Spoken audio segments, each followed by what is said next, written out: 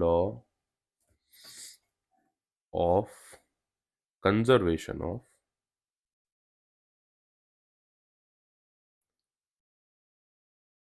Of mechanical energy. तो इसका use एक एक अल्टरनेट मेथड की तरह भी होता है। Alternate method for complex. अब कॉम्प्लेक्स के लिए काम करेगा तो इजी के लिए भी करता ही करता है, पर कॉम्प्लेक्स के लिए बच्चे थोड़ा इसका ज्यादा यूज करते हैं। फॉर कॉम्प्लेक्स मैकेनिक्स प्रॉब्लम्स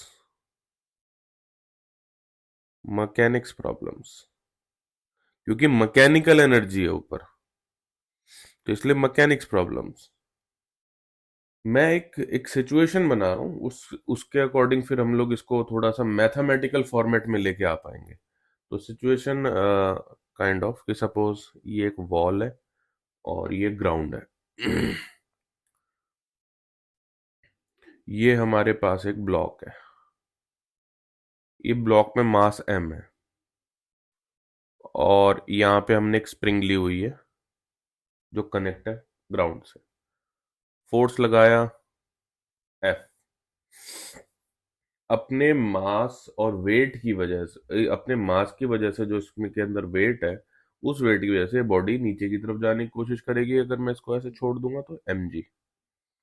जब ये नीचे की तरफ जाएगी तो ऑब्वियसली ऊपर की तरफ इसमें क्या लगेगा, फ्रिक्शन लगेगा। Yes sir. ठीक है, फ्रिक्शन लगेगा। स्प्रिंग नीचे की तरफ है तो ऊपर की तरफ क्या लगेगा, स्प्रिंग फोर्स लगेगा।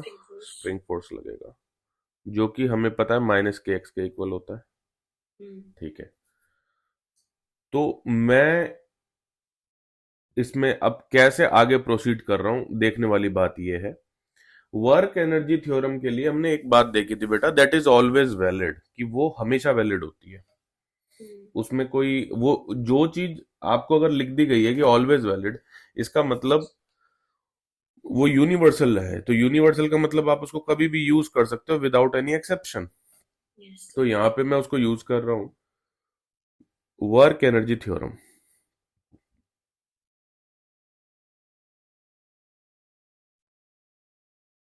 बिकॉज 100% वैलिड है, तो हम वहां से शुरू करते हैं जो चीज 100% वैलिड है। तो वर्क एनर्जी थ्योरम ठीक है, work done by all forces is equals to change in kinetic energy, ये हमने पढ़ा था।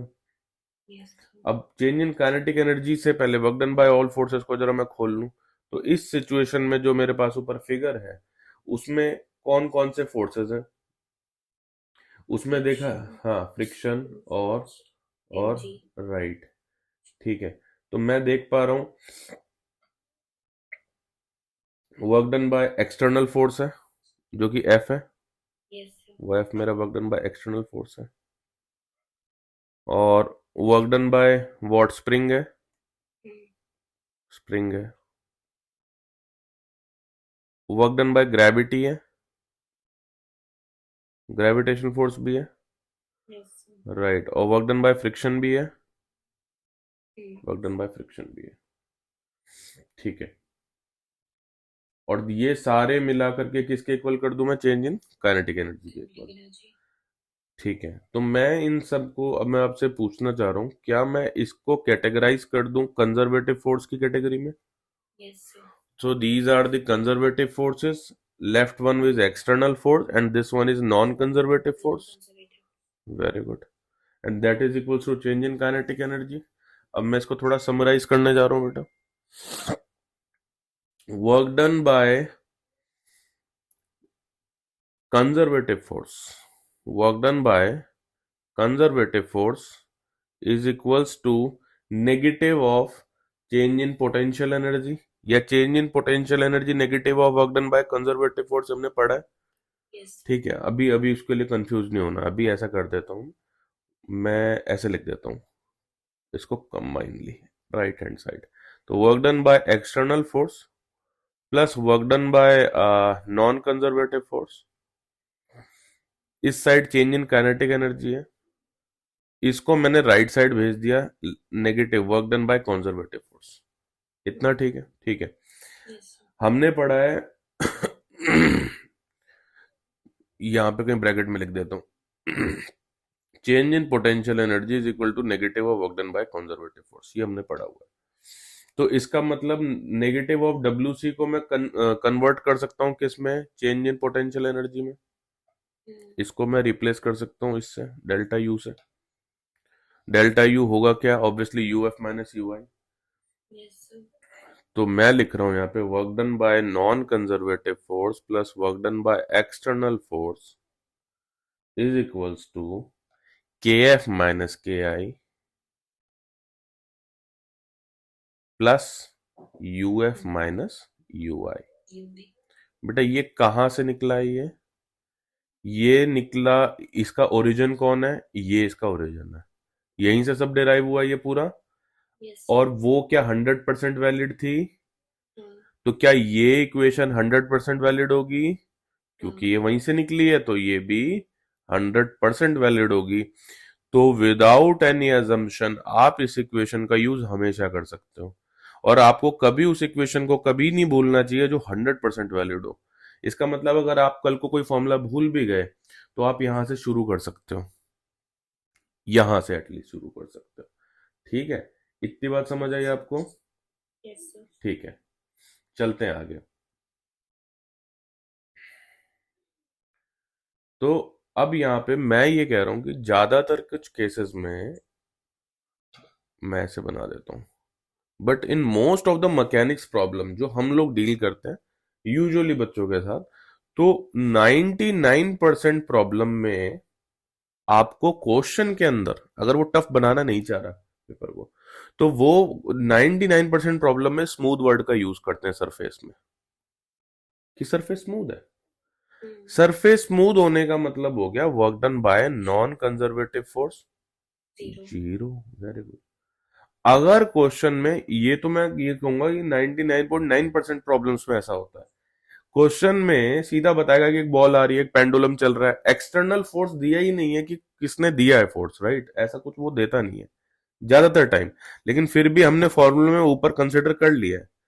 बट अगर वो नहीं देगा तो force force by work done by external force zero, तो वर्क डन भी उसका जीरो।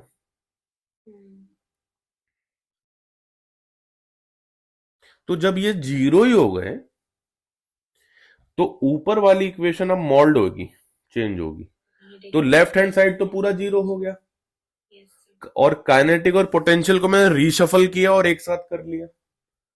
और जब मैं उसको रीशफल करके मैं यहीं डायरेक्ट लिख देता हूँ, ऐसा ना हो कंफ्यूजन हो जाए, वहीं से उठाते हैं के एफ माइनस के आई और plus U F minus U I. ठीक है, तो यहां से मैं बोल सकता हूं के F plus U F, minus common निकाला के आई प्लस यू आई, बोल सकते हैं। अब अब एनर्जीज एक साथ हो गई, काइनेटिक की फाइनल और मतलब इनिशियल और फाइनल एनर्जी एक साथ हो गई। तो इस साइड जीरो चल रहा है, ऑब्वियसली के एफ प्लस यू एफ और इज इक्वल्स टू के आई प्लस यू आई।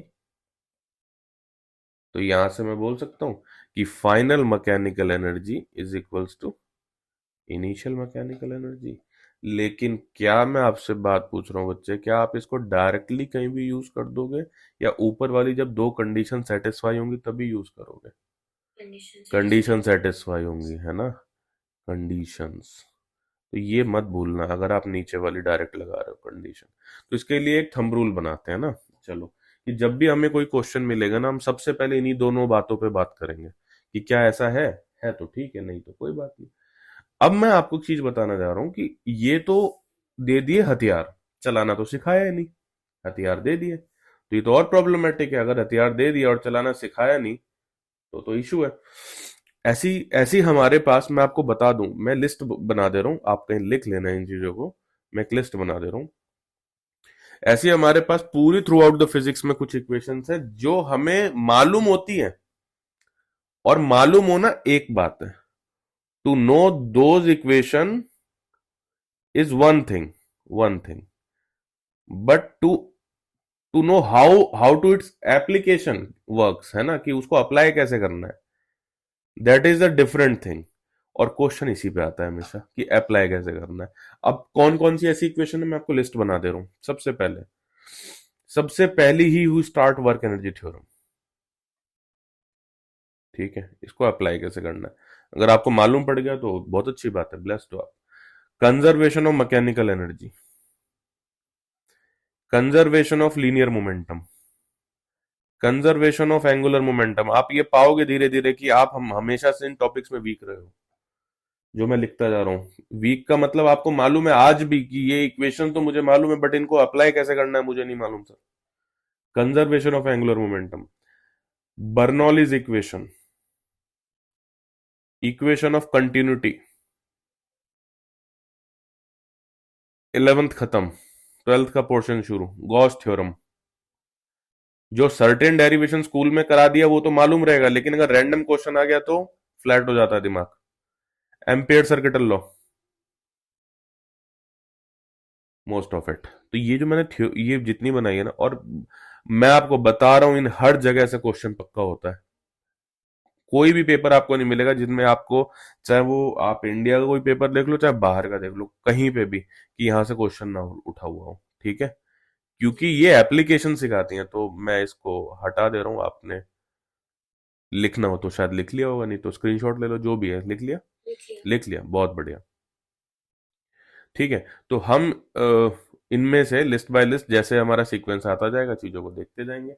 तो भाई सीखने का तो एक ही तरीका है, प्रॉब्लम ली जाए। सीखने का तो और कोई तरीका है ही नहीं। तो एक क्वेश्चन लेते हैं, एक बहुत सिंपल क्वेश्चन से स्टार्ट करते हैं जिसको हम जानते हैं बहुत अच्छी तरीके से कि एक बॉल है और वो बॉल किसी सर्टेन हाइट से ड्रॉप की जा रही है, और जब उसको ड्रॉप किया जा रहा है उसके बाद ये हाइट है उसकी, उसके बाद ये यहाँ पे इतना कवर कर रही है, इतनी हाइट हो गई इसकी, और उसके बाद जस्ट वो ग्राउंड पर टच होने वाली है। तो जस्ट इस पॉइंट पे उसकी वेलोसिटी बतानी है। मैं जानता हूं कि अगर मैं इसको इक्वेशन ऑफ मोशन से करने के लिए इंटरेस्टेड रहता हूं, क्योंकि फ्री फॉल का क्वेश्चन है, हमने तो इसको कैटेगराइज कर दिया। V square minus u square is equals to, height भी नेगेटिव, ग्रेविटी भी नेगेटिव, तो नेगेटिव नेगेटिव पॉजिटिव हो गया बेटा, 2gh हो गया। ठीक है, इतना ठीक है, बहुत बढ़िया।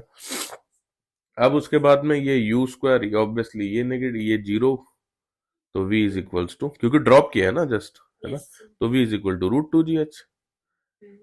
ये तो हमने किया था 1D से, है ना। अगर हमारा सब कुछ वैलिड है तो एनर्जी से भी यही आंसर आना चाहिए। ठीक है, तो हम लोग अब करेंगे इसी सेम प्रॉब्लम को कंजर्वेशन ऑफ मैकेनिकल एनर्जी से। तो अपने आप से सबसे पहले कुछ एक क्वेश्चन पूछेंगे, क्या यहां पर एक्सटर्नल फोर्स दिया हुआ है? कुछ नहीं, मुझे तो नहीं दिख रहा है। ठीक है, तो work done by external force 0 है। क्या work done by non conservative, क्या फ्रिक्शन वगैरह है यहाँ पे? 0 ही है। ठीक है ना। अब सीधा सीधा इसको इसको याद रखो, इस पे काम करेंगे बेटा। ठीक है, तो इसको लिखना है सबसे पहले, KI plus UI is equals to KF। आज हम कुछ एक बहुत ही अच्छी प्रॉब्लम करेंगे क्लास में, KF प्लस UF। ठीक है, अब आप एक बात ध्यान से सुनना, अभी से आदत बना लो इस चीज की कि पोटेंशियल एनर्जी जब भी आपने लिखी है ना, उसके आगे आप दो चेन खोल दो हमेशा, ऐसे ऐसे खोल दो हमेशा दो चेन। क्योंकि मैकेनिक्स में, मैकेनिकल प्रॉब्लम्स में स्प्रिंग के अंदर भी पोटेंशियल एनर्जी होती है और ग्रेविटेशन की तो होती होती है। ठीक है, तो एक चेन हमने रख दी स्प्रिंग के लिए और एक चेन रख दी ग्रेविटेशन के लिए, फिर एक रख दी चेन स्प्रिंग के लिए और एक रख दी ग्रेविटेशन के लिए। ये हमने दोनों को हिस्से बांट दिए सबके। ठीक है, अब मुझे बताओ, क्या जिस ऑब्जेक्ट को हमने छोड़ा है क्या उसके पास कोई हाइट थी? हाइट थी, तो हाइट थी तो उस वजह से उसके पास पोटेंशियल एनर्जी mgh हो गई। ठीक है, क्या मैंने जिस ऑब्जेक्ट को छोड़ा वहां पे स्प्रिंग थी, कहीं कोई स्प्रिंग कॉम्प्रेस थी? ऐसा कुछ नहीं, तो 0 हो गया ये। फाइनली जब वो ऑब्जेक्ट नीचे आया तो भी क्या कोई स्प्रिंग आपको दिख रही है? नहीं, 0। क्या फाइनली जब ऑब्जेक्ट आया तो क्या उसके पास कोई हाइट थी? नहीं, तो वो भी 0। ठीक है, gravitation potential energy is just because of its position and due to its height only, right, और कोई सोर्स नहीं है। अब काइनेटिक पे आते हैं बेटा। काइनेटिक पे आऊंगा तो इनिशियली जब ड्रॉप किया है तो 0, और फाइनली जब ड्रॉप किया तो हाफ mv², मतलब फाइनली जब होगी टकराने वाली हुई तो, है ना। अब आप जैसे इसको इक्वेट करोगे आपके सामने सिर्फ बचेगा ही √2gh। आपको इस इक्वेशन को लगाना सही से है, बस आंसर हमेशा सही आएगा। आप देखो √2gh आ गया। ये मैंने एक बहुत बेसिक एग्जांपल लिया था क्योंकि इससे आप कनेक्ट कर पाओगे जल्दी, राइट। अब मैं थोड़े से कुछ ऐसे एग्जांपल भी लूंगा ऑब्वियसली, जिससे हमें काम थोड़ा सा इनिशियली कॉम्प्लेक्स लगेंगे, ठीक है। तो ये हमें समझ आ गया, बहुत बढ़िया। अच्छा, क्या मैं आपसे ऐसे रैंडमली एक बात कर रहा हूं कि क्या जरूरी है कि हमने पीछे सर्कुलर मोशन पढ़ा है, ऑल्दो वर्क पावर एनर्जी के बाद पढ़ना चाहिए उसको, बट ठीक है आप हमने पढ़ा है सर्कुलर मोशन। क्या जरूरी है कि कोई पार्टिकल पूरा सर्कुलर मोशन करे तभी उस पर सर्कुलर मोशन के फोर्सेस लग रहे हैं? अगर वो स्ट्रेट जा रहा है और थोड़ा सा मुड़ गया, ऐसे मुड़ गया, तो क्या ये हिस्सा रेडियस ऑफ कर्वेचर नहीं बना रहा है? तो क्या ये सर्कुलर मोशन के फोर्सेस इतने हिस्से में लगेंगे या नहीं लगेंगे? लगने लग जाएंगे। ध्यान रखना, ऐसी चीजें वो कई बार खेलते हैं, ठीक है। आपको लगेगा कि यहाँ पे आ नहीं रहा है बट वो काम करने लग जाएगा अचानक। एवरीवेयर इज स्मूथ, सारे सरफेस स्मूथ है, ठीक है। स्प्रिंग कांस्टेंट आपको दिया है 10 न्यूटन मीटर, ब्लॉक का मास दिया है 2 kg। ध्यान रहे कि ब्लॉक का मास जो है स्प्रिंग से अटैच्ड नहीं है, ठीक है ना, यानी कि अटैचमेंट नहीं है। किस किस के बीच में? स्प्रिंग और मास के बीच में अटैचमेंट नहीं है, ठीक है ना। अच्छा, तो मुझे ये बताओ कि जब उस ब्लॉक को 2 मीटर कॉम्प्रेस किया गया और उसके बाद छोड़ दिया गया, रिलीज कर दिया गया, तो आपको ये बताना है कि वो जब वो स्लोप पे चढ़ना शुरू करेगा तो वो मैक्सिमम डिस्टेंस कितना ट्रेवल करेगा इस इंक्लाइंड प्लेन पर, ठीक है। ये क्वेश्चन है। ये मैंने थोड़ा सा ज्यादा दूर बना दिया, इसको इतना दूर बनाना सही नहीं है, थोड़ा सा प्रैक्टिकल भी लगना चाहिए। 30 डिग्री, ठीक है। तो ये क्वेश्चन है कि जब ये इस पे चढ़ना शुरू करेगा तो ऑब्वियसली चढ़ता तो जाएगा नहीं, कहीं ना कहीं तो रुकेगा। हाँ, तो वो जो डिस्टेंस ये ट्रेवल करेगा यहाँ पे, वो डिस्टेंस कितना होगा, क्वेश्चन है ये, ठीक है। अब ऑब्वियसली देखो ये चीज तो मत सोचना कि जब 2 kg वाला ब्लॉक स्लाइड कर रहा होगा हॉरिजॉन्टल सरफेस पे इस पे, तो आपको ये तो नहीं लगना चाहिए कि एनर्जी कहीं लूज हो रही होगी क्योंकि फ्रिक्शन तो है नहीं। तो ये दिमाग में आना ही नहीं चाहिए कि चाहे वो कितनी भी बड़ी लेंथ क्यों ना दी हो, आपके दिमाग में ये नहीं आना चाहिए क्योंकि वो लूज कर ही नहीं रहा वहां से। तो ये क्वेश्चन है। अब मैं ये क्वेश्चन आपको मैं हम लोग करने जा रहे हैं, ठीक है। चलो सॉल्व करते हैं। मैं इस फिगर को सोल्यूशन में भी ले ले रहा हूँ दोबारा, आप इसको अलग कलर से उसी उसी पिक्चर में आप इसको शुरू कर सकते हो। Solution। हमारे पास ऑप्शन है तो हम ये कर ले रहे हैं बेटा।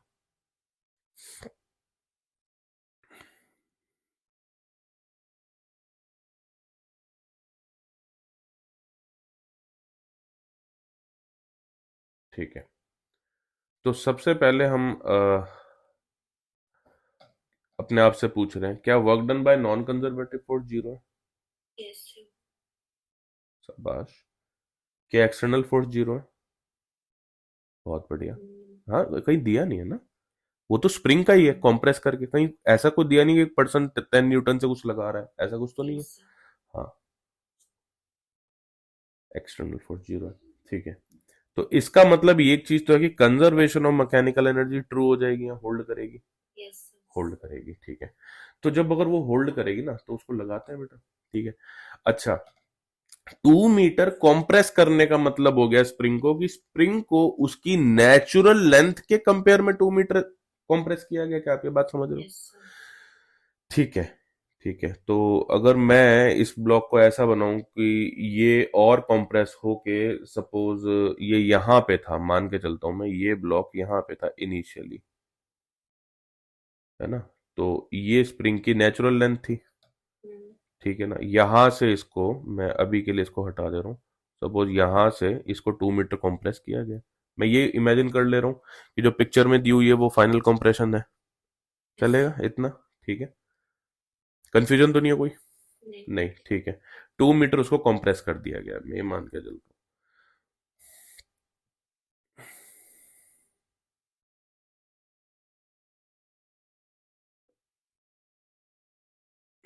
ठीक है,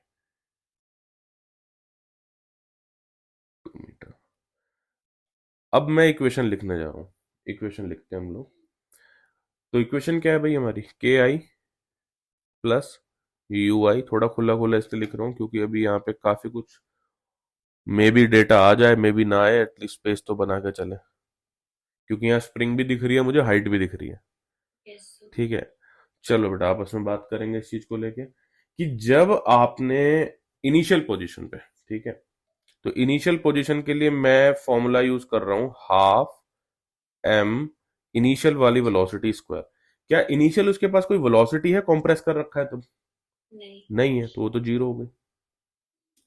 जब वो फाइनली ऊपर जा रहा है, क्वेश्चन क्या है कि कहां तक जाएगा, तो कहां तक जाएगा का मतलब है कि वो फाइनली भी रुकने ही वाला है। बस अब ये ध्यान रखना, ठीक है ना, तो वो भी जीरो, क्योंकि जहां भी जाएगा वहां जाके तो रुकेगा ही। सर लेकिन यहाँ पे मूवमेंट तो कर ही रहा है। मूवमेंट कर रहा है बिल्कुल। सपोज मैं कह रहा हूं कि वो यहां तक चला गया, है ना, मुझे नापना तो डी है, वो यहां तक चला गया, तो ये मेरी फाइनल पोजीशन हो गई। तो क्या मेरी फाइनल पोजीशन पर बॉडी मूवमेंट में है? नहीं। तो सबसे पहले इनिशियल और फाइनल पोजीशन डिफाइन करो। मैं रेड पेन से दिखा रहा हूं, मैं रेड पेन से दिखा रहा हूं, ये मेरी इनिशियल पोजीशन है बेटा, और ये मेरी फाइनल। वो इनिशियली भी मूव नहीं करेगी और तो वो पहुंचेगी ऐसे फाइनल डेस्टिनेशन पे। अब अगर आपने इनिशियली उसको कंप्रेस किया, कंप्रेस किया ना, तो कोई ना कोई एनर्जी तो स्टोर हुई है ना, उसी एनर्जी का यूज करके वो आगे जा रही है। और जहां, और आपकी फाइनल पोजीशन कहां है, जहां तक वो एनर्जी पूरी कंज्यूम हो चुकी होगी, तो इसलिए वहां पे भी वो रेस्ट पे दिख रही है बेटा। ठीक है, बहुत बढ़िया। अब पोटेंशियल की बात करते हैं। तो पोटेंशियल के मैंने आपको रूल बताए थे कुछ कि आप हाइट भी देखो, ग्रेविटी वाला भी देखो और स्प्रिंग वाला भी देखो, और सिमिलरली इधर भी। Very good. तो अपने आप से बात करेंगे हम लोग, क्या हमारे पास पहले केस में इनिशियल में बात करते हैं, इनिशियली क्या हमारे पास कोई हाइट है बेटा? नहीं है। तो क्या ग्रेविटेशन पोटेंशियल एनर्जी जीरो हो जाएगी? जीरो हो जाएगी, एमजीएच जीरो हो गई। क्या स्प्रिंग कॉम्प्रेस है इनिशियली बेटा? कॉम्प्रेस है। कितनी कॉम्प्रेस है? 2 मीटर। तो एनर्जी स्प्रिंग की पोटेंशियल हम लोगों को मालूम है कितनी होती है, हाफ के एक्स स्क्वायर। इसमें कोई डाउट तो नहीं है? नहीं, चलो ठीक है। हाफ के एक्स स्क्वायर में एक्स कितना दिया हुआ है हमें? 2 मीटर। एक के भी हमें दिया हुआ है, के भी हमें दिया हुआ 10 न्यूटन पर मीटर, वो के ही है। ठीक है, अगर कभी डाउट हो तो ऐसा, k is equal to F by x, F की यूनिट हो गई न्यूटन, इसकी मीटर, तो न्यूटन पर मीटर यूनिट से भी पहचानना होता है कई बार डेटा। ठीक है कई बार डेटा आपको नहीं बताएगा कि वो ये दिया है, यूनिट से ही पहचानना होता है, ध्यान रखो ये मेरी बात। अच्छा, फाइनल पोटेंशियल एनर्जी में क्या मेरे पास ऑब्जेक्ट की कोई वर्टिकल हाइट है? क्योंकि ग्रेविटेशन पोटेंशियल एनर्जी तो वर्टिकल हाइट से देखी जाती है ना। मैंने क्या बोला, हमने क्या बोला हुआ है कि अगर ये वाली लाइन हमारी इनिशियल है और ये वाली हमारी फाइनल है, तो वो ग्रेविटेशनल पोटेंशियल एनर्जी ऐसी देखी जाती है बच्चा। हमने बात की हुई है इसके बारे में। तो ये जो हाइट है, इसको मैं लिख दूं डी साइन 30। भाई डी कॉस 30 क्या हो जाएगा, ये डी कॉस 30 हो जाएगा, डी साइन 30 हो जाएगा। Very good. ठीक है, तो डी साइन 30 मैंने लिख दिया, एम जी एच के एच वाले पार्ट को मैंने लिख दिया डी साइन 30। और स्प्रिंग है क्या वहां पे कहीं, फाइनल पोजीशन पे कहीं स्प्रिंग है क्या? नहीं है, तो वो जीरो। आपके अगर इस क्वेश्चन को अगर आप मैकेनिक्स से करने जाते ना, आपका दिमाग खराब हो जाएगा। ठीक है, एनर्जी ने इसके काम को बना दिया आसान। मैं ये नहीं कह रहा कि सॉल्व नहीं होगा, सॉल्व उससे भी होता, लेकिन इतना टाइम है क्या अपने पास? तो बस फिर जीरो प्लस जीरो, जो जो चीजें लिखते जाओ बेटा। हाफ के की जगह मैंने रखा 10, एक्स की जगह मैंने रखा 2, ये कर दिया स्क्वायर, इस राइट हैंड साइड कर दिया जीरो, फिर कर दिया एम जी, और फिर कर दिया डी साइन 30, डी साइन 30। और तो कुछ है नहीं, इज प्लस जीरो है, और यही डी मेरा क्वेश्चन मार्क है, यही डी निकालना है मुझे। तो बस इस डी को छोड़ के बाकी सारी चीजें कैलकुलेट कर दो। ये बच जाएगा इधर के एक्स स्क्वायर, मतलब फॉर्मूले के टर्म्स में आ जाएगा। तो ये 2 से 2 खत्म। ठीक है, सॉल्व करो इसको, आंसर बताओ मेरे को कितना आ रहा है।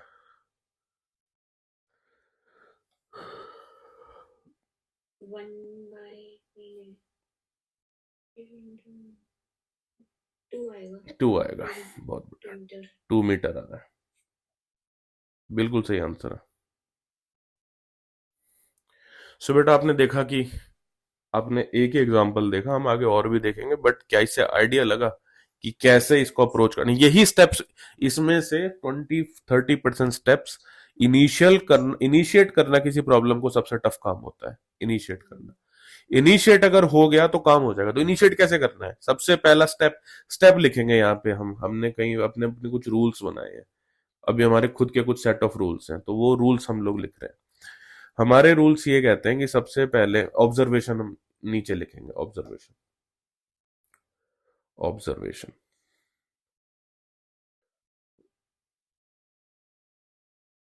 तो ऑब्जर्वेशन ये कहती है कि सबसे पहले आप इनिशियल और फाइनल पोजीशन डिफाइन कर लो, सबसे पहले तो यही काम करो।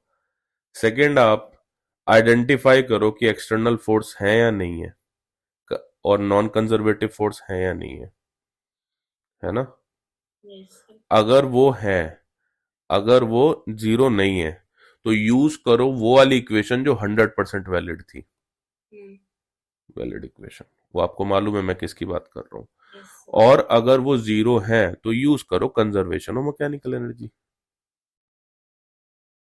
विच is mi is equal to mf। Simple. और क्या ध्यान रखो, और ये ध्यान रखो कि जब भी आप पोटेंशियल एनर्जी के बारे में लिखो तो वहां पे आप स्प्रिंग को अलग दिखा दो और ग्रेविटी को अलग दिखा दो। स्प्रिंग, ग्रेविटी है ही फंक्शन किसका, हाइट का, हाइट का फंक्शन है, उसके अकॉर्डिंग आप mgs लगाते जाओ। बस उसके बाद में क्या कर दो, just put the value, get the answer.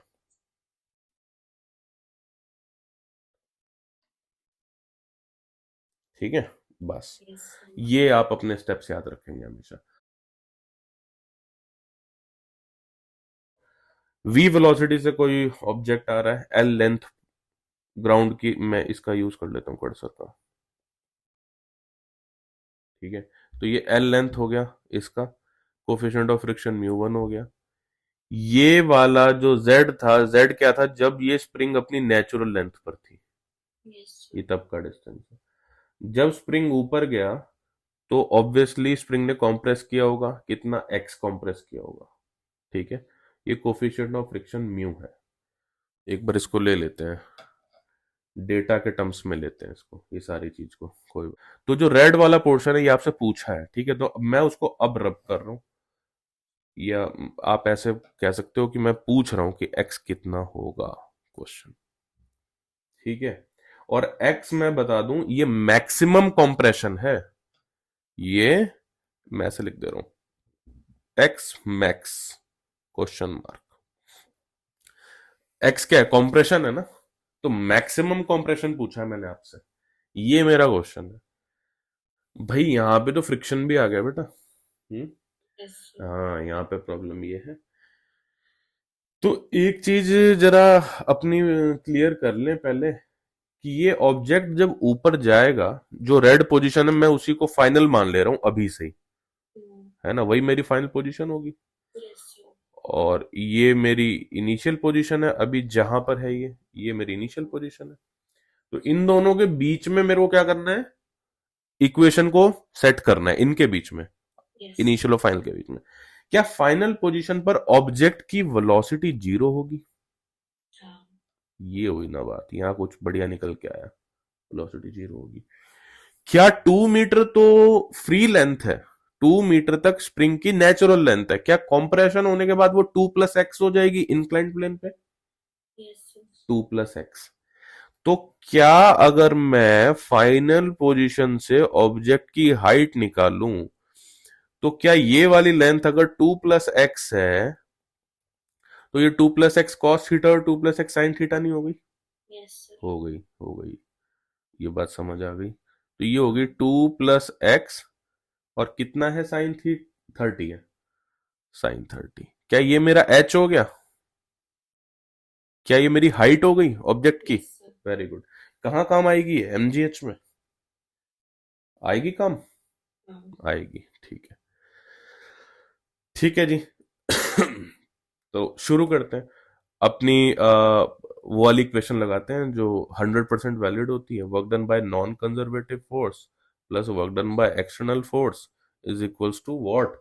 EF minus EI, यानी कि फाइन काइनेटिक एनर्जी वो मिक्स और पोटेंशियल एनर्जी का मिक्स। मैं टोटल एनर्जी लिख रहा हूँ अभी। अच्छा, अब इसको मैं खोलता हूँ। क्या एक्सटर्नल फोर्स तो जीरो ही है। Yes sir. पहले नॉन कंजर्वेटिव फोर्स पे बात कर लेते हैं। नॉन कंजर्वेटिव फोर्स कौन सा? फ्रिक्शन है क्या? फ्रिक्शन ही तो है। Yes sir. फ्रिक्शन है, ठीक है। अब फ्रिक्शन में कहाँ का है? दो फ्रिक्शन है, एक हॉरिजॉन्टल का है और एक स्लांट का है। वर्टिकल हाँ, स्लांट वाला, राइट है ना। वाला। तो ये मैं हॉरिजॉन्टल वाला लिख दे रहा हूँ, और प्लस मैं कह रहा हूँ ये स्लांट वाला है, ठीक है। इसके नीचे लिखूंगा मैं। अब इनको मैं इक्वेशन लिखनी शुरू करूँ। आप फिगर देख पा रहे हो? आप यस देख पा सर। रहे हो, राइट। तो फ्रिक्शन का वर्क डन लिख रहा हूं मैं। वर्क डन का फॉर्मूला क्या होता है? F S cos theta. F S cos theta. F S cos theta में अगर एफ क्या है मेरा इस टाइम? फ्रिक्शन। फ्रिक्शन डिस्प्लेसमेंट कितनी है ग्राउंड वाली? 2 मीटर। 2 मीटर है। हाँ। तो अगर बॉडी आगे जा रही तो फ्रिक्शन पीछे, तो थीटा कितना हो गया? 180। Yes sir. 180 cos 180 -1। Yes sir. Friction को फर्दर खोलूं तो म्यू एन में खुलेगा, हाँ। एन खुलेगा mg में, हाँ। ठीक है ना।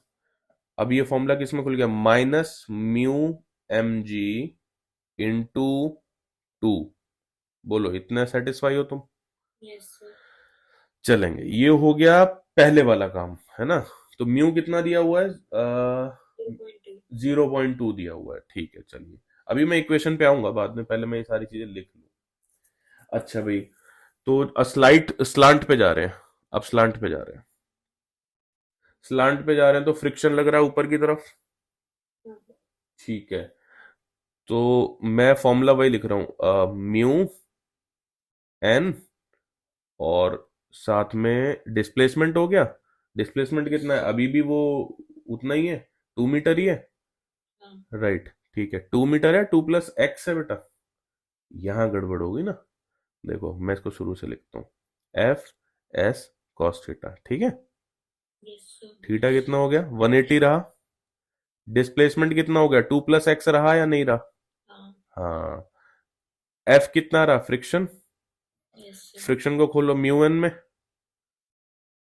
एन क्या रहेगा इस बार? अब गड़बड़ होगी, देखो। अब गड़बड़ होगी। मुझे एक बात बताओ, यहां पे जब भी mg होता था तो ये mg होता था, ये नॉर्मल होता था, mg cos थीटा नॉर्मल के इक्वल होता था ना। Yes sir. बस, यही गड़बड़ हो जाएगी फिर, ठीक है ना। और इस n कितना हो गया? ये mg cos theta, cos 30। cos 30, very good. क्योंकि स्लांट जितना है उतना ही लेते हैं, यस cos सर। 30। क्या ये पूरा सेटअप क्लियर है? Yes sir. और ये वाला पूरा सेटअप क्लियर है? हाँ। ठीक है, मैं जानबूझ के ऐसी प्रॉब्लम्स ले रहा हूं पहले ही। इजी इजी खेलने कोई फायदा नहीं है, ठीक है। अब जाते हैं उस साइड, राइट हैंड साइड पे। राइट हैंड साइड पे क्या क्या है? फाइनल एनर्जीज हैं और इनिशियल एनर्जीज हैं। तो पहले फाइनल वाली की बात कर लें। क्या फाइनल के टाइम पे कोई स्प्रिंग का कॉम्प्रेशन है? भाई, फाइनल के टाइम पे, फाइनल हाँ। पोजीशन पे स्प्रिंग का कॉम्प्रेशन है क्या? Yes sir. यस, बिल्कुल है। तो वहां पे तो ½ kx² दिखेगा। हाँ। क्या ऑब्जेक्ट की हाइट भी है बेटा? ऑब्जेक्ट की हाइट है कुछ ग्राउंड से, यस फाइनल सर। पोजीशन पे है। कितनी है? 2 + x sin 30। साइन 30, ठीक है ना। अभी के लिए मैं उसको mgh लिख दे रहा हूं। मैं नीचे इक्वेशन दोबारा बनाऊंगा अभी डेटा के साथ, ठीक है। इनिशियल इनिशियल मुझे बताओ, क्या इनिशियल उसके पास कौन सी एनर्जी? कोई स्प्रिंग है इनिशियली? नहीं। क्या कोई हाइट है इनिशियली? नहीं। तो पोटेंशियल तो नहीं है, हाँ। है ना। तो अगर मैं इसको कल को खोलूं k + u में, तो u तो जीरो ही हो गई, है ना। Yes sir. यू स्प्रिंग वाली भी जीरो हो गई भाई। देखो तो इनिशियली तुम्हें लगेगा क्या आप ये बार बार ब्रांचिंग कर रहे हो सर, ये आपको गलती करने से बचाएगा, मैं आपको पहले बोल दे रहा हूँ बेटा। ठीक है, आप कर लो थोड़ा सा लेंथी इनिशियल केसेस में, ये गलती करने से बचा देगा आपको। इनिशियली उसका आपके पास वेलोसिटी है कितनी है बेटा, half M we square. Yes sir. बस अब मैं इसको थोड़ा सा, ये यहाँ पे एकदम बहुत हौच पौच हो गया है ना। अब इसको थोड़ा स्ट्रीमलाइन वे में लिखते हैं। मैं लेफ्ट टू राइट स्ट्रीमलाइन लिखना शुरू कर रहा हूं, आप देखना। सबसे पहले म्यू एम जी, ठीक है, और तो कुछ नहीं, इंटू टू है, इंटू टू है। एम कितना है बेटा, टू है। जी यस कितना ले ले, 10 ले ले। म्यू कितना ले ले, 0.2। Yes sir. काम खत्म हो गया पहले का, ठीक है। प्लस सेकंड वाला फिर से mu m g cos theta, cos theta, 2 + x, 2 + x। Theta कितना बेटा, 30 डिग्री, ठीक है। Mu again 0.2। अगर अगर कोई ऐसा क्वेश्चन है जिसमें स्लांट में डिफरेंट कोफिशिएंट दे दे तो इसी जगह को रिप्लेस करना है बस, वहां पे ठीक है। स्लांट की जगह पे कोई डिफरेंट कोफिशिएंट दे दे तो बस इसी म्यू को रिप्लेस कर देना, या ऐसा कुछ नहीं दिया। ग्रेविटी 10 दे दे, 2 + x। अब राइट साइड चल रहे हैं, लेफ्ट साइड का हिसाब किताब हो गया पूरा। Yes sir. Half M we square, mass वही है 2, वी कितना है ऑब्वियसली 10, ठीक है।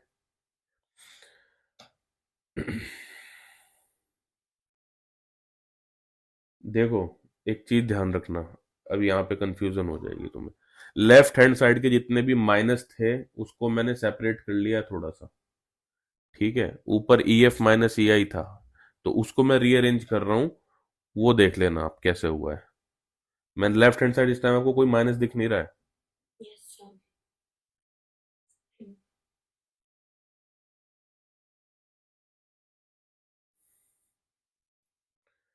ठीक है।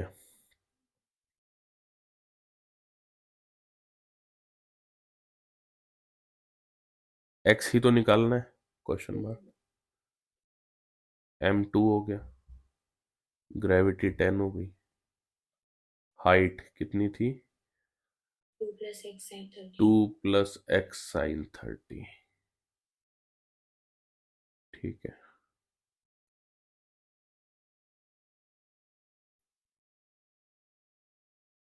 बस अब आपको ये सॉल्व करने में टाइम लगेगा, आप मुझे सॉल्व करके इसका आंसर आराम से देना है अगली क्लास में, मैं आपको फाइनल आंसर बता दे रहा हूँ, ठीक है।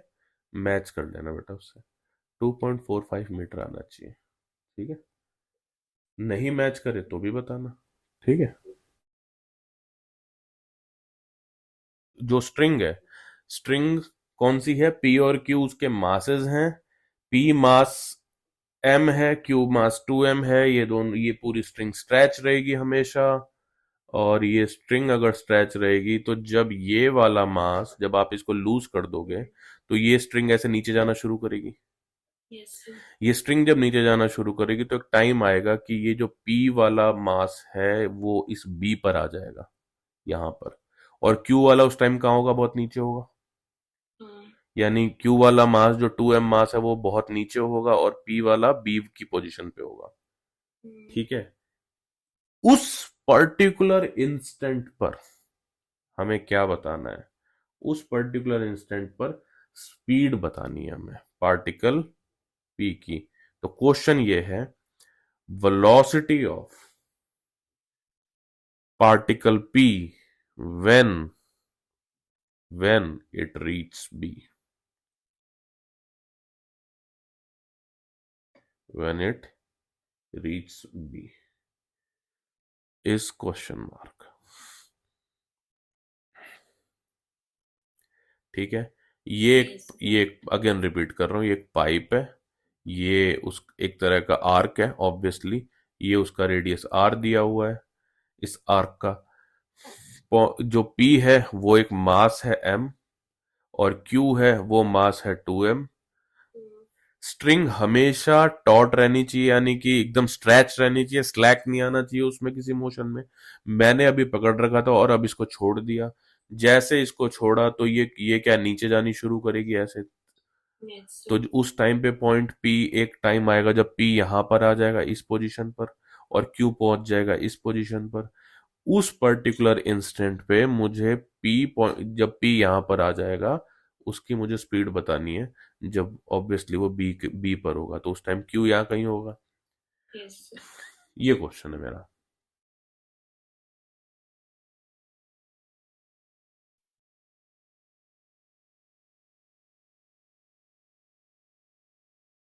तो ये हमारी इनिशियल पोजीशन है।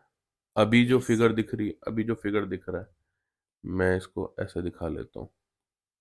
ये हमारी इनिशियल पोजीशन है, और मैं इस फिगर का एक पार्ट और बना रहा हूँ, वो हमारी फाइनल पोजीशन होगी।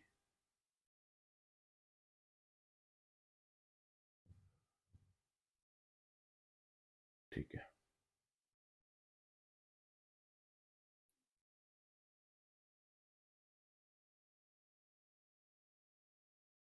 Initially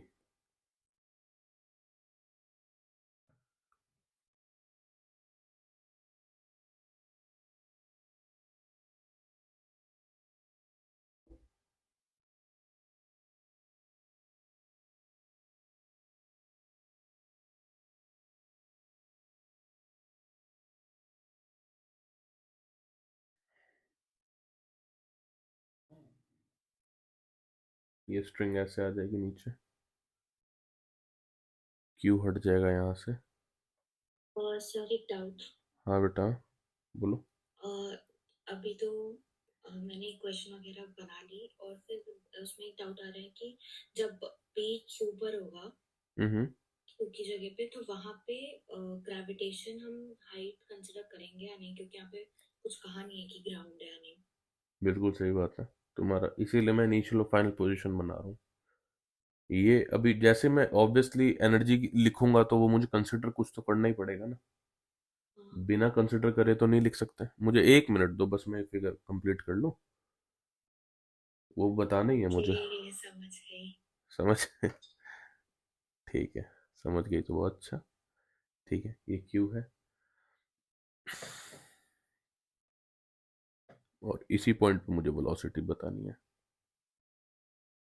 right. तो ऐसी सिचुएशन में आप क्या करते हो, ऐसी सिचुएशन में हम लोग एक रेफरेंस पॉइंट मानते हैं, है ना। क्योंकि बिना एक रेफरेंस पॉइंट कंसिडर करे तो हम इस क्वेश्चन को कर ही नहीं सकते। Yes sir. तो हम लोगों ने एक रेफरेंस पॉइंट लिया,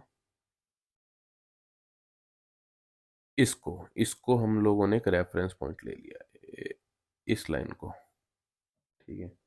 इससे ऊपर मैं इसको ग्राउंड मान ले रहा हूँ, इससे ऊपर ऑब्वियसली हाइट पॉजिटिव होगी और इसके नीचे हाइट नेगेटिव। नेगेटिव होगी। ये मेरा रेफरेंस पॉइंट है, RP, reference point. Potential energies के साथ दिक्कत यही है, आपको एक रेफरेंस पॉइंट चाहिए, और ये बात क्वेश्चन बनाने वाले को पता है। तो वो कई बार क्वेश्चन में कंफ्यूज करने के लिए आपका ग्राउंड ही गायब कर देगा, या ग्राउंड से बहुत ऊपर ले जाएगा या नीचे ले जाएगा, ऐसा कुछ। नीचे तो कभी नहीं ले जाएगा, नीचे ले जाने की बात होगी तो ग्राउंड गायब कर देगा। अब ग्राउंड गायब कर देगा तो आप कंफ्यूज हो कि मैं पोटेंशियल कैसे लगाऊं यहाँ पे सर। तो रोना नहीं है, शुरू कर देना क्वेश्चन को। अब शुरू करते हैं। ये हमारी फाइनल पोजीशन है। ठीक है। होगा ये क्वेश्चन मैकेनिक्स के एनर्जी मेथड से, क्योंकि और किसी से गए तो सर पकड़ लेंगे हम अपना। अच्छा, तो क्या यहाँ पे सारे सरफेस स्मूथ है? भाई अगर कुछ नहीं बोला है तो मान लेना, और बोला भी है वैसे। सरफेस स्मूथ है, स्मूथ है, तो इसका मतलब है conservation of mechanical energy hold करेगी। Yes sir. Holds as work done by external force zero, zero. Work done by non conservative force zero. ठीक है। तो पी वाला जो मास है, पी जो मास है वो कितना एम है? हाँ। एम है। क्या इनकी टोटल लेंथ जो है वो कितनी है? पाई आर बाय टू है। Yes sir. Pi r by two बोल रहा हूँ मैं। ठीक है। कैसे बोल रहा हूँ समझ रहे हो? 2 पाई आर का फोर्थ पार्ट,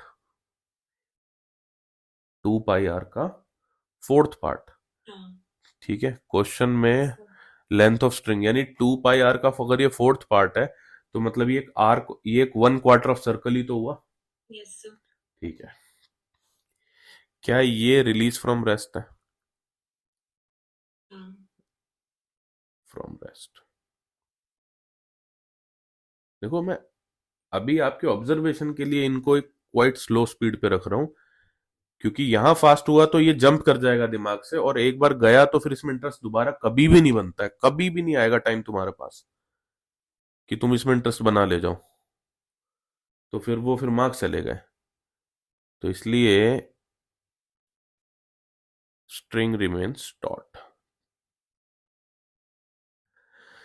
ध्यान अभी से ही। तो अब सीधा K I plus U I is equals to K F plus US.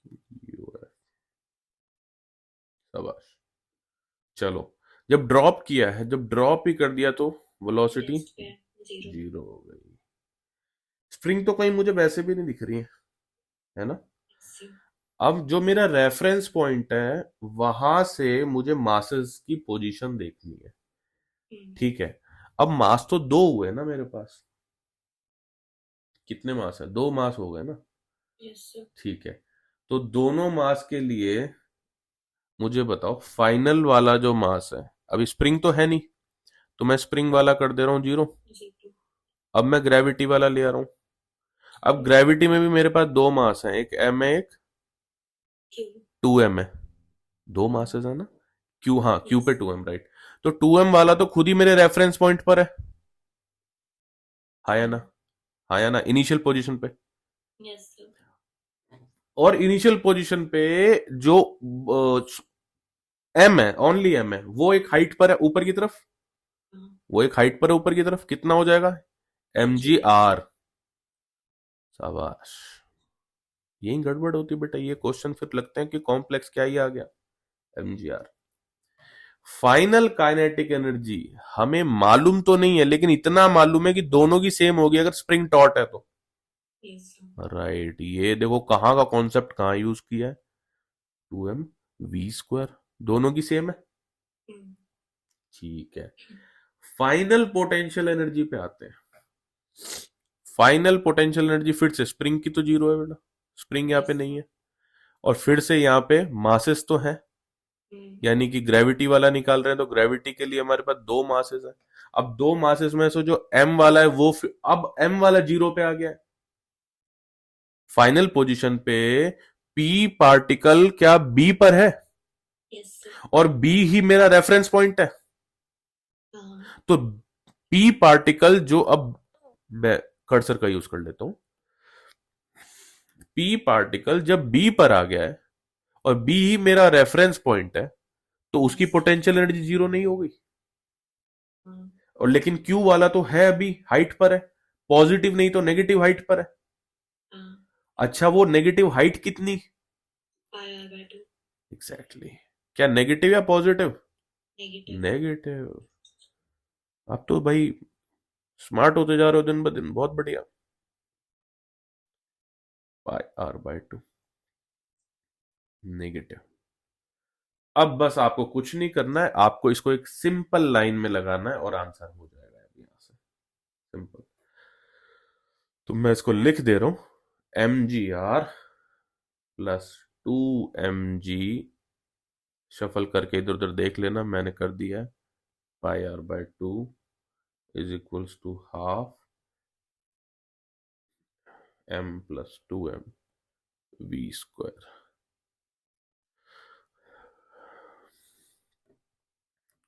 ये ऑब्वियसली कितना 2m होगा ना, ये πr/2 वाला, नीचे जो यस नेगेटिव सर। गया है वो 2m होगा ना, हाँ। 2m होगा। ठीक है, तो यहां से v इज इक्वल्स टू, देख लेना जो भी आंसर होगा वो रूट में आएगा, मैं फाइनल आंसर लिख दे रहा हूं, सॉल्व करके ये आ जाना चाहिए। तो 2/3 1 प्लस अब इधर उधर करूंगा तो वो उसमें थोड़ा मैं टाइम, वो तो मैथमेटिकल कैलकुलेशन है ना, हो जाएगा ना। Yes sir. हाँ, वो इशू नहीं है, इशू जो है वहां पे हम स्लो हो गए, जहां इशू नहीं है वहां हम फास्ट हो सकते हैं बेटा। तो ये हमारी सिचुएशंस है। अब यहाँ पे एक बात बड़ी जो काम की गिवन है वो ये अ, कि नेचुरल लेंथ पर, नेचुरल लेंथ कितनी है उसकी, डी है, यानी अभी जो वो स्प्रिंग है वो एक्सटेंशन के अंदर है, स्ट्रेच्ड है। तो इस पोजीशन पर उसके पास एक पोटेंशियल एनर्जी उसकी स्ट्रेचिंग की वजह से भी होगी। ठीक है। ऑब्वियसली जब मेरी स्प्रिंग, ये वाली स्प्रिंग जब यहां पर होगी तो वो अपनी नेचुरल लेंथ पर होगी। यहीं पे तो पूछ रहा है वो। Yes sir. यहाँ पे जब स्प्रिंग होगी तो वो नेचुरल लेंथ पर होगी। ठीक है। तो एनर्जी लिखनी शुरू करते हैं इसकी, energy equations. E at A is equals to E at B, initial और फाइनल पोजीशन है। Yes sir. ठीक है। तो K I plus U I is equals to K F plus U F. मैं देख लूं जरा ये कहीं उसके फ्रेम से तो बाहर नहीं जा रहा, नहीं नहीं ठीक है। तो के आई कितना है, जब ड्रॉप किया है ना एकदम, रिलीज किया है वहां से, तो वो तो जीरो है, उसके जीरो। लिए दिक्कत नहीं है। इनिशियली वो स्ट्रेच है स्प्रिंग। Yes sir. ठीक है, चलो तोड़ते हैं इसको। मास की बात करें तो ग्रेविटी की वजह से उसके पास खाली mgh है, इसमें कोई दिक्कत नहीं। स्प्रिंग की अगर मैं बात करूं तो उसके पास कौन सी एनर्जी स्टोर होगी, half k x square. Half k x square. ठीक है। फाइनली जब वो नीचे होगी तो उसके पास वेलोसिटी होगी half m v square. Very good, basic structure बना ले रहे हो आप। और नीचे जब वो होगी, अब देखो यहाँ पे स्प्रिंग एक तो अपनी नेचुरल लेंथ पे है, यस तो सर। स्प्रिंग की वजह से potential energy zero. Zero. Why reason, because अपनी नेचुरल लेंथ पे स्ट्रेच नहीं है, कोई पोटेंशियल नहीं है, है। Right, because natural length.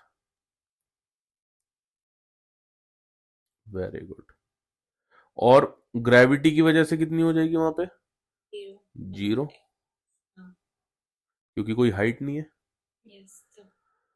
बहुत बढ़िया। मैं क्या कर रहा हूँ इसको थोड़ा सा, क्योंकि ये फिर स्क्रीन पे भी बड़ी दिखनी चाहिए, इसको यहाँ लिख दे रहा हूँ और इसको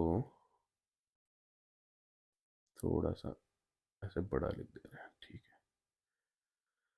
तो हमने ये सारा डेटा कर दिया। अब बात ये है कि ये x कितना है, x किस टर्म्स में जाएगा। Length L. लेंथ, लेंथ, हाँ लेंथ के टर्म्स में ये कैसे जाएगा, कैसे लिख सकते हैं इसको। हाफ के एल कॉस स्क्वायर। थर्ट कॉस, ये ऊपर एंगल है ना 37, है ना। हाँ। तो d को मैं लिख दूं l cos 37। मैं फिगर की बात कर रहा हूं खाली। क्या मैं इस यहीं पे कर देता हूं चलो। Yes sir. क्या मैं d को लिख दूं l cos 37, हाँ। l cos 37, cos 37। तो cos 37 होता कितना है भाई, cos 37 d बाय एल कर देता हूं मैं,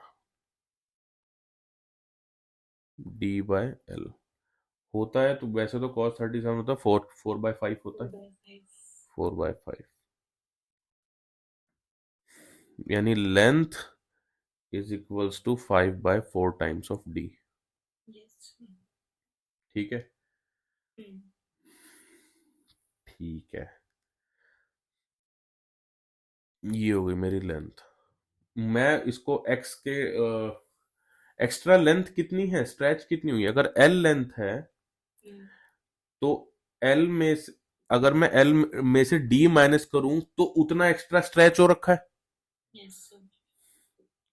भाई अगर उसकी नेचुरल लेंथ d है और वो l पर गया हुआ, तो l माइनस डी कर दूंगा तो स्ट्रेच आ जाएगा। Yes sir. ओके, ठीक है। तो एक्स्ट्रा स्ट्रेच यानी स्ट्रेच जो है जिसकी वजह से एनर्जी है वो कितना है? L minus D. Yes sir. कोई इशू नहीं है ना? नहीं। नहीं, right. 5/4 times of D minus D. D/4। Very good, D/4।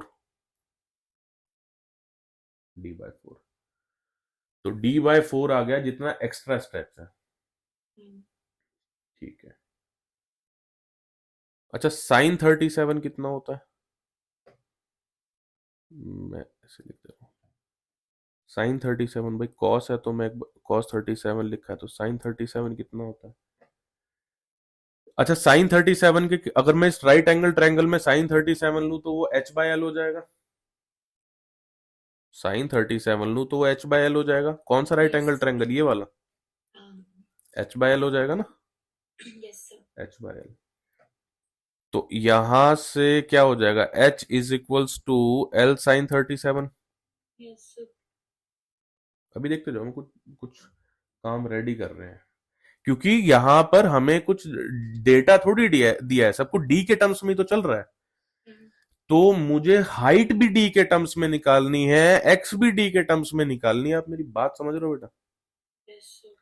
Problem ये है इस क्वेश्चन के साथ, मुझे कुछ दिया नहीं है डेटा, मुझे सब कुछ डी के टर्म्स में निकालना है। मैं ए के टर्म्स में निकालना चाहता हूं तो मैं डी के टर्म्स में निकाल ले रहा हूं। ठीक है, देख लो क्या कहां तक गिर सकते हैं ये क्वेश्चन बनाने वाले। देख लो अपनी आंखों से। H is equals to L sine 37। अब L कितना है? 5/4D। नीचे निकाल चुके हो? Yes sir. हाँ। ये मैं ऐसे एरो यहां से दिखा, अरे एक सेकेंड। तो ये मैं एरो, ये 5/4D है। तो यहां से L साइन 37 हो गया 5/4D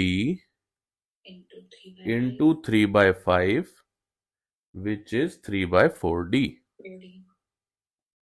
मैं, आप मेरे को एक सेकंड दो सो दैट मैं कि ये काम की चीजों को ऐसे अलग कलर से कर लूं और इनके बीच में एक बाउंड्री बना दूं सो दैट कि कंफ्यूजन ना हो बच्चों को, ना ही आपको, कि ये काम अलग हुआ है और वो काम अलग हुआ है।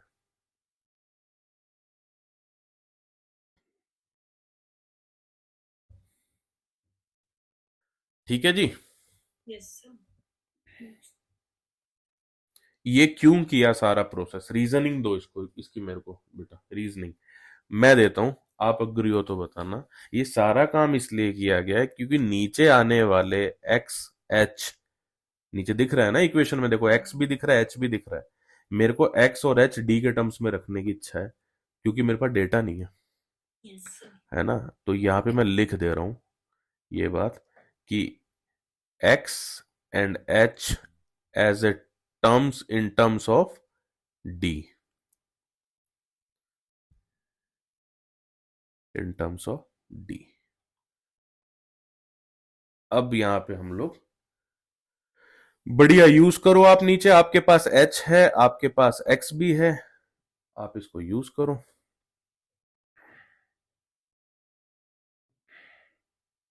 ठीक है, यहां पे डालो और उसके बाद बस आपको क्या निकालनी है? बस ये v निकालना है, ये वाला, और तो कुछ नहीं निकालना। नहीं। ठीक है, जो भी आएगा वो आंसर होगा। मैं अभी यहाँ पुट नहीं कर रहा हूँ, ये करके वो वेरिएबल के टर्म्स में ही आएगा ऑब्वियसली। ठीक है, डी के टर्म्स में ही आएगा।